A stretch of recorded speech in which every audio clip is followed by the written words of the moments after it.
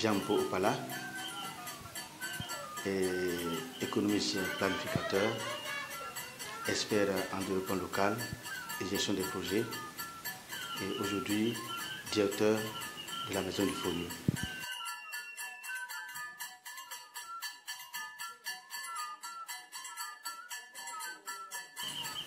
Ikoni, c'est un titre en langue locale, Kitamari, qui signifie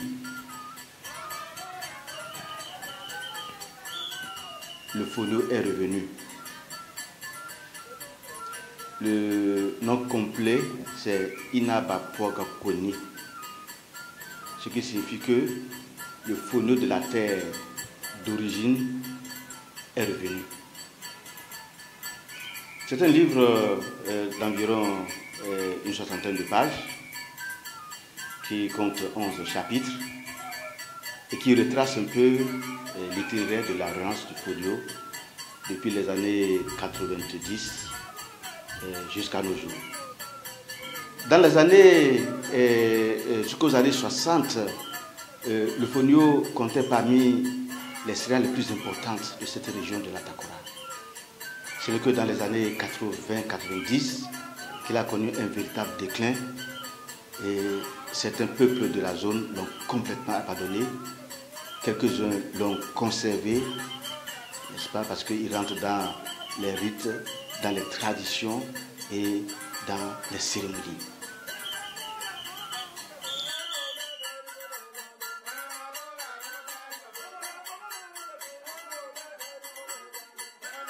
Le folio, de façon globale, comme nous savons, c'est une céréale très ancienne. Le folio, dans la littérature récente, a été qualifié d'une céréale climato-intelligente. C'est-à-dire qu'elle s'adapte au changement climatique. C'est une céréale qui n'a pas besoin de beaucoup de pluviométrie, qui résiste, n'est-ce pas, aux faibles pluviométrie, qui résiste au sol pauvre et qui s'adapte. Et il peut être utilisé vraiment dans des techniques de gestion, de restauration, de fertilisation des sols de façon très efficace. Il pousse beaucoup plus, il est beaucoup plus produit dans les zones, disons, sahéliennes, n'est-ce pas, où vraiment la pluviométrie est très rare, où les sols sont vraiment pauvres, n'est-ce pas, avec des rendements assez intéressants, sans apport, n'est-ce pas, d'autres intrants.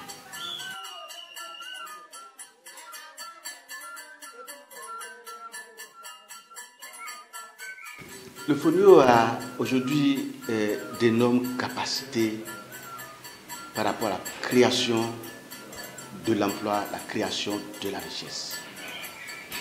Le prix sur le marché aujourd'hui est assez intéressant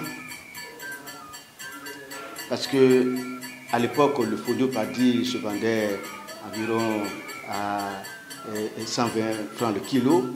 Aujourd'hui, le folio paddy se vend à 350 francs le kilo. Ce qui est intéressant pour, n'est-ce pas, le producteur. Et par rapport aux transformatrices, aujourd'hui, le prix du kilo décortiqué, conditionné, n'est-ce pas, tourne autour de 1500 à 2000. Cela veut dire que c'est vraiment un potentiel énorme. Énorme. Les comptes d'exploitation montrent que la production du folio, malgré toutes les contraintes qui sont autour, est assez intéressante pour le producteur.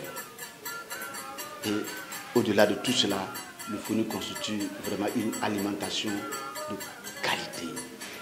Parce qu'il est sans gluten, il est produit de façon naturelle. C'est un véritable trésor de santé.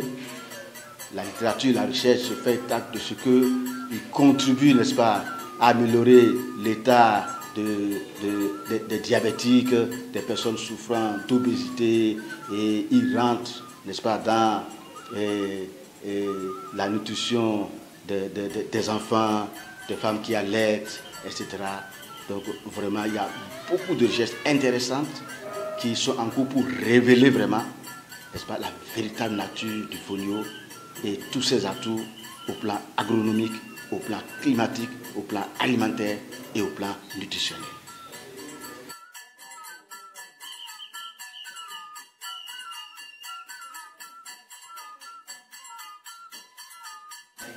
Les recettes culinaires à base de fonio sont assez importantes.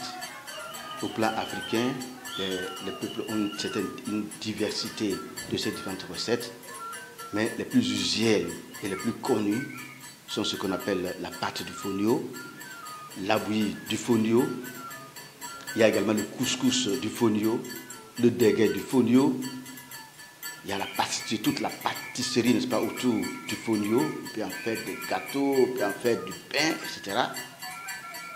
Et plusieurs autres mets. Il y a tout un catalogue de près de 50 mets à base du fonio que nous pouvons exploiter dans nos restaurants, dans nos hôtels. Encore que le fonio est très nourrissant, sans gluten.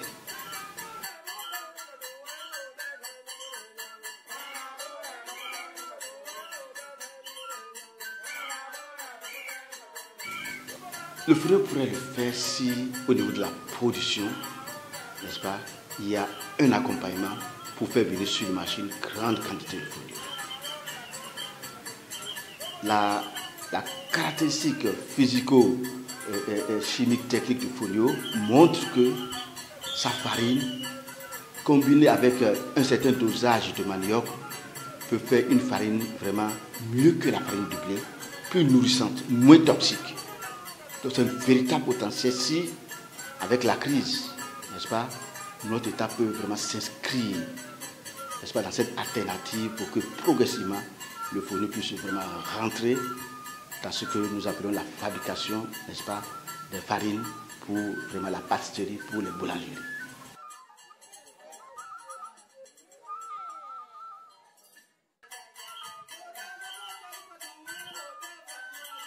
La production piétine parce que il n'y a pas, disons, d'accompagnement. Aujourd'hui, toutes les filières, n'est-ce pas, sont accompagnées en termes de milliards.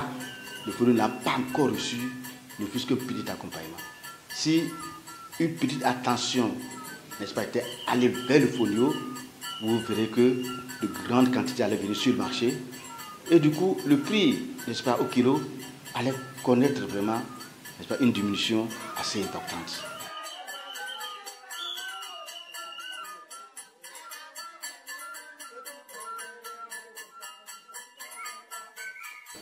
L'avenir du fonio est assez intéressant au vu des crises alimentaires, économiques actuelles. Et c'est la raison d'être de la maison du fonio qui est constituée des différentes familles d'acteurs, à savoir les producteurs et leurs organisations, les transformatrices et leurs entreprises, les chercheurs des universités qui envoient régulièrement des étudiants faire des recherches et les équipementiers qui s'occupent donc de l'introduction progressive de la mécanisation dans le process, n'est-ce pas, du fonio. Et donc c'est la maison du fonio qui, n'est-ce pas, est à l'avant-garde pour concevoir les différentes stratégies, les actions, n'est-ce pas, pour la promotion et le développement de la filière fonio.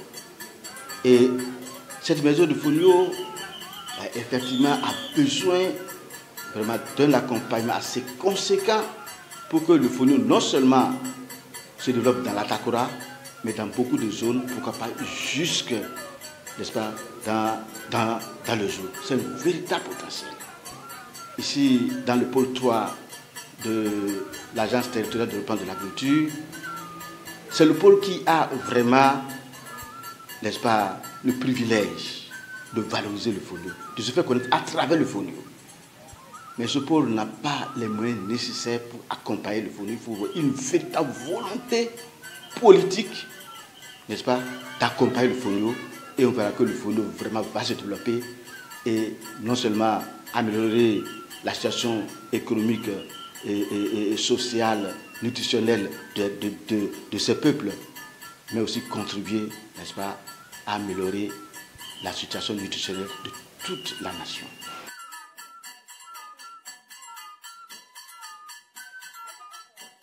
Le mot de la fin, c'est que d'abord le livre Iconi est en cours, n'est-ce pas, de réécriture pour sortir une deuxième édition qui sera accessible vraiment au grand nombre pour comprendre un peu l'histoire du Fonio.